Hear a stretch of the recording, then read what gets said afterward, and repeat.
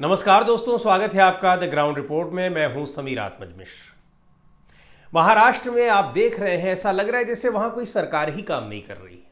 जी हां, मैं बात कर रहा हूं कुणाल कामरा के मामले में। जिस तरह से कुणाल कामरा को लेकर प्रशासनिक सक्रियता एक तरफ दिखाई पड़ रही है और दूसरी तरफ कैबिनेट मंत्री मवालियों की तरह, गुंडों की तरह धमकी दे रहे हैं। आपने सुना होगा गुलाब रघुनाथ पाटिल का बयान। कैबिनेट मंत्री हैं, शिवसेना की पार्टी के नेता हैं, विधायक हैं, उसके बाद ही मंत्री बने हैं।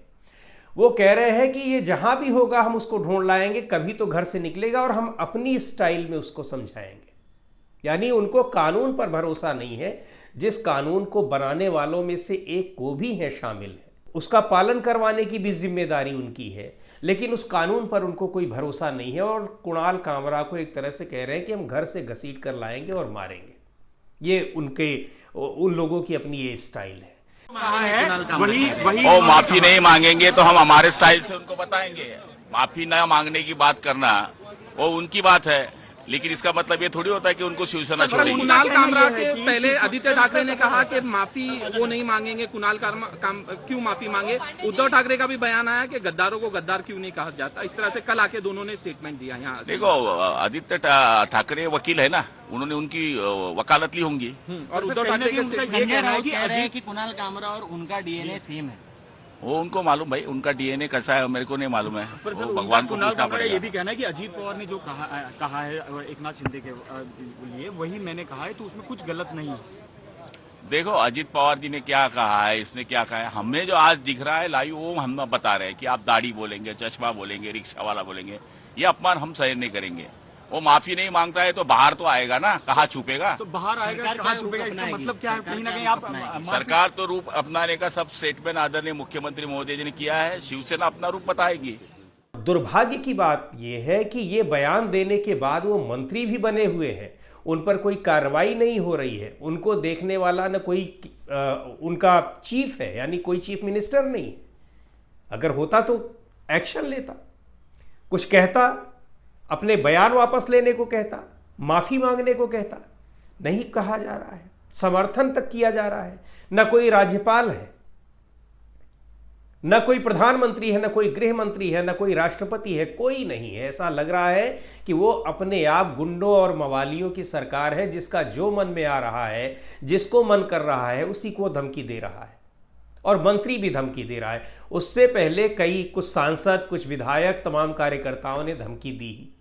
कुणाल कामरा ने अपनी जो व्यंग्य उसने किया है, राजनीतिक व्यंग्य अक्सर करते रहते हैं, कॉमेडियन है, उनका काम ही यही है, प्रोफेशन यही है, पेशा है, यही काम करते हैं, इसी का कमाते खाते हैं वो। व्यंग्य एक बहुत महत्वपूर्ण विधा है साहित्य की, सभी लोग जानते हैं। चुटकुले और व्यंग्य सुनाए जाते हैं, आजकल तो कवि सम्मेलनों में चुटकुले ही सुनाए जाते हैं।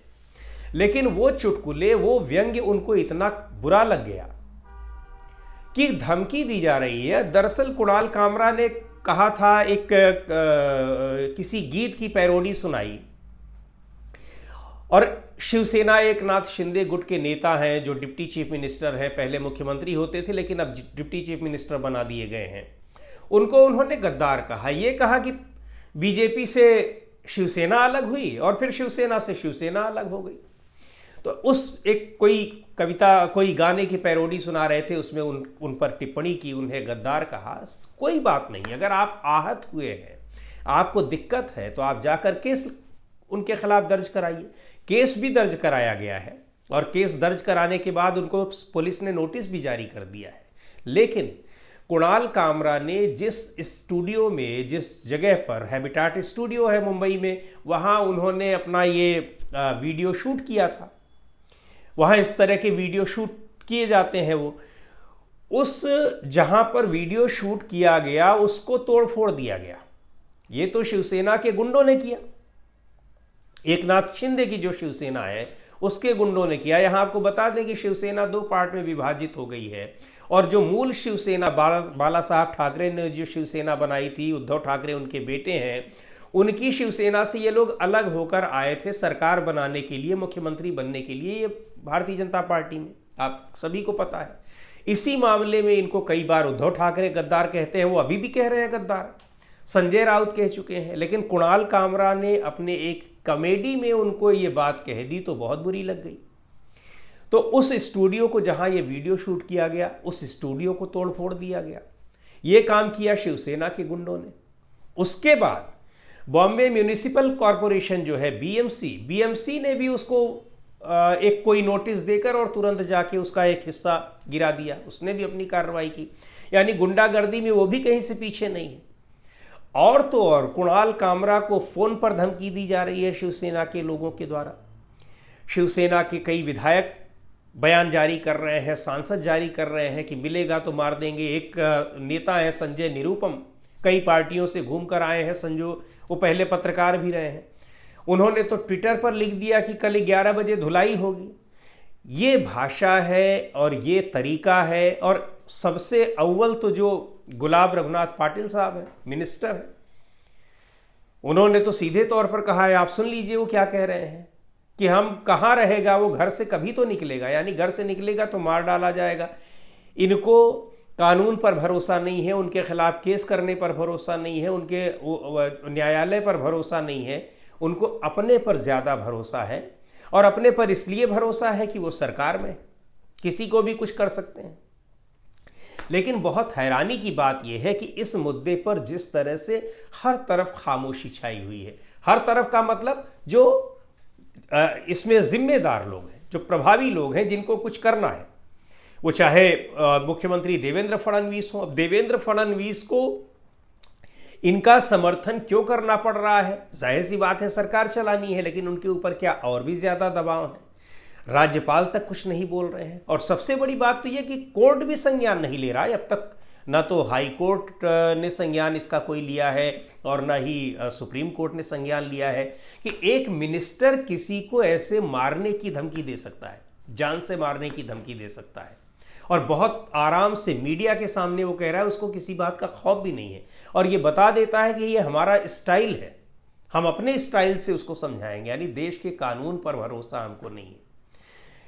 इस स्थिति में महाराष्ट्र की सरकार चल रही है। आपको पता ही होगा कि महाराष्ट्र की सरकार जब से बनी है तब से कानून व्यवस्था को लेकर वो लगातार घिरी हुई है। और अब स्थिति आ गई है कि कानून व्यवस्था, कानून को अपने हाथ में लेने का काम वहाँ के और लोगों को तो छोड़ दीजिए, मिनिस्टर्स खुद अपने हाथ में ले रहे हैं और लेने की बात कह रहे हैं। ये वहाँ की स्थिति है। अब कुणाल कामरा ने क्या गलत किया है? अगर उसने कुछ गलत किया भी होगा तो उसको सज़ा मिलेगी, उसका एक तरीका है। लेकिन नहीं, वो तरीका नहीं है, इसलिए कि वो ये बताना चाहते हैं, जो शिवसेना के मिनिस्टर हैं और जो तब कुछ सांसद हैं, जो विधायक हैं, जो कार्यकर्ता, कि हम लोग गुंडे मवाली पहले भी थे।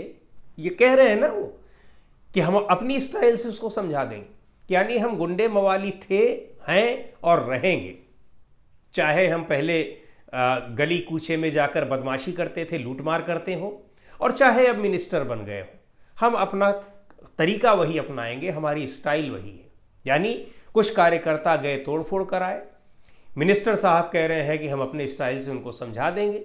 और बीएमसी जो बॉम्बे म्यूनिसिपल कॉरपोरेशन है, वो जाकर उस बिल्डिंग को तोड़ के चली आती है जहां पर वो शूट किया जा रहा है।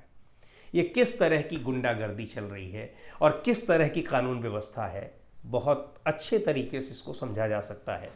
और इस पर भी कहा जाता है, संसद में बहस होती है तो भारतीय जनता पार्टी कहती है कि संविधान की रक्षा के लिए, वाक और अभिव्यक्ति की स्वतंत्रता की जो बात संविधान में कही गई है, उसकी रक्षा के लिए हम अपनी जान की बाजी लगा देंगे। कैसी उलटबासी लगती है, सोच के देखिएगा ज़रा। तो आज के वीडियो में इतना ही। अगले वीडियो में फिर मिलेंगे एक नए विषय के साथ, एक नए मुद्दे के साथ। द ग्राउंड रिपोर्ट के यूट्यूब चैनल को आपने अब तक सब्सक्राइब न किया हो तो ज़रूर कर लें। हमारे वीडियोज़ को लाइक करें, शेयर करें और अपने सुझाव भी हमें ज़रूर भेजें।